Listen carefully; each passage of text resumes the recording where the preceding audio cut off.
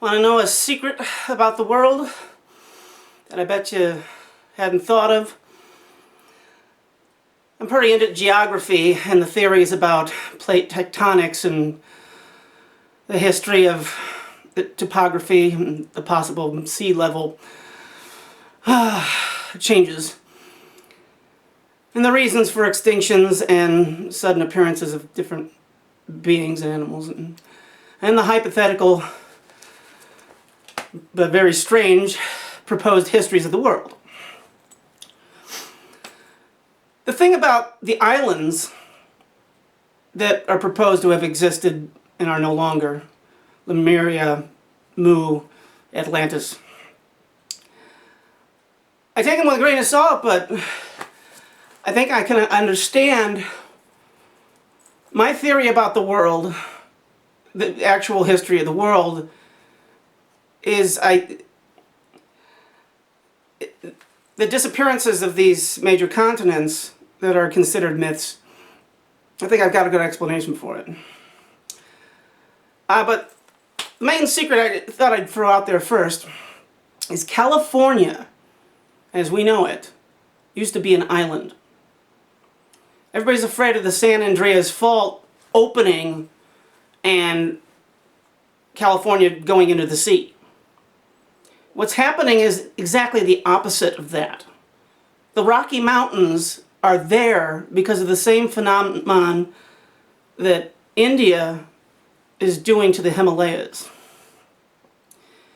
India's just been at it longer, and that's why the Himalayas are bigger.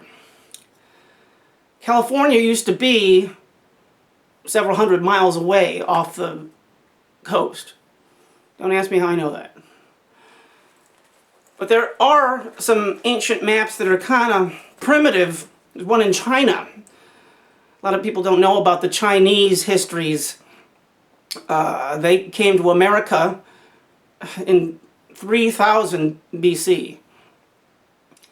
And most of the Native Americans are descended from those Chinese pilgrims. There was an admiral in 1400, before Columbus, that is documented to have had a boat that was bigger than a football field, that could have 10 Santa Marias inside of it. But of course, we are blinded from all that information because of the Zionist-owned publishing houses that put the textbooks out, and they want to brainwash us into the lie of American history. California used to be a big island, and it moved towards the continent and made the mountains a long time ago. Now, the fact that there are maps showing that, and this isn't talked about at all, even about this one researcher that talks about the ancient Chinese maps of the Americas. She doesn't even go into the island of California. She just considers it just bad work, along with some of the other, misshapen ways they portrayed the different parts. Australia used to be a lot further east, and there were more islands around the area of Hawaii. The Hawaiians came from basically Laos, and that was all a continent.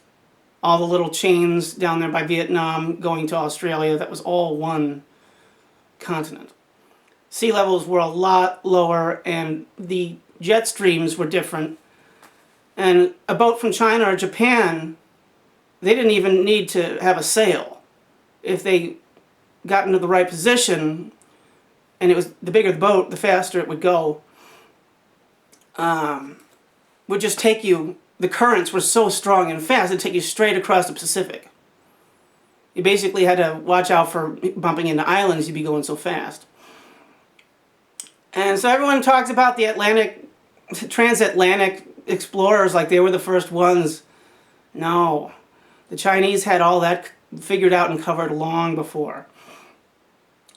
My point is, the fact that their map had the division between California and the continent means that they were doing this a real long time ago. Like before the Ice Age. Maybe the Chinese weren't doing it. Maybe somebody else. These ancient civilizations that they talk about with Atlantis and Lemuria. There's a real good chance, based on the strange archaeology that's discovered and confiscated. And the government gets a hold of this stuff and pays people large amounts of money when they voice a discovery and it goes into some little paper. The government goes right there, gives them a check, asks them to shut up, and that's how it works. They don't want the world to know about world history. The giants, the people that could telepathically make stone structures. The reason the reason the pyramids are so perfect in Giza is because it wasn't slaves dragging the rocks. They thought of it. They could get in touch with the stone, the resonant stone like granite, and the sandstone that has electromagnetic qualities. And basically through singing and resonance, they could get in touch with the substance and teleport it. That is how they made the pyramids. Make fun of me. I know that sounds wild, but that's how they did it. It's impossible to do that by cutting and dragging and lifting. Those rocks weigh 100 tons. And there's millions of them.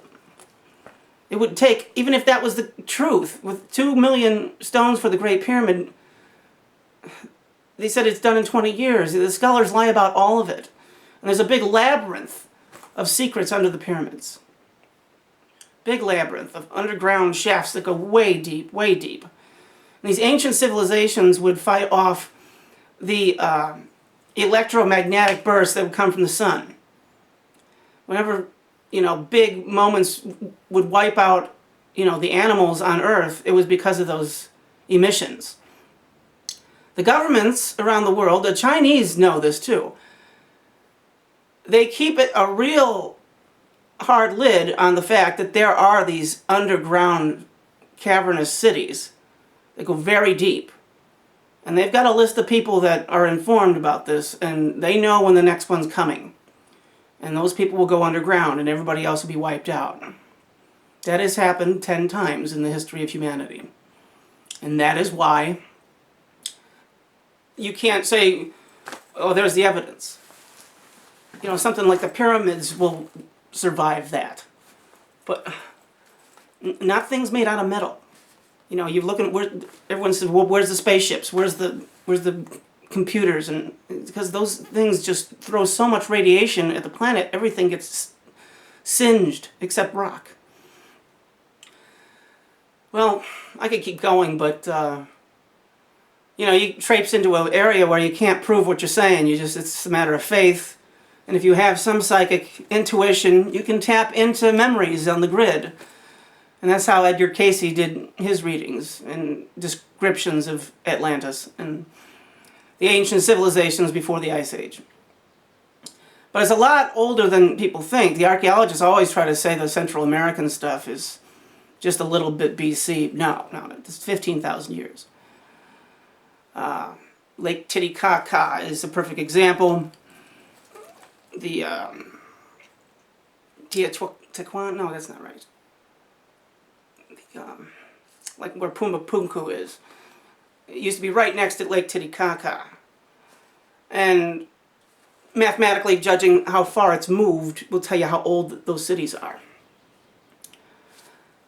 And Australia used to touch the western part of South America. You can tell that South America used to touch Africa, but nobody ever tells you that the Pacific used to close together. And that coast of California with that island is the exact same shape as the Marianas Trench. I'll stop there.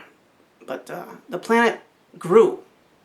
It used to be small, and what we see about the continents, those are the old continents, and they broke apart. And the lava islands that came in between them hardened, were gestated with plant life, and that's where those ancient continents came from. Lemuria and Atlantis were basically new continents that were made by the growth of the planet And when the planet still continued to grow, that's why they were destroyed. With big eruptions, and they sank into the ocean. That's the explanation of that. I'll do some more Atlantis videos, but I'll stop there.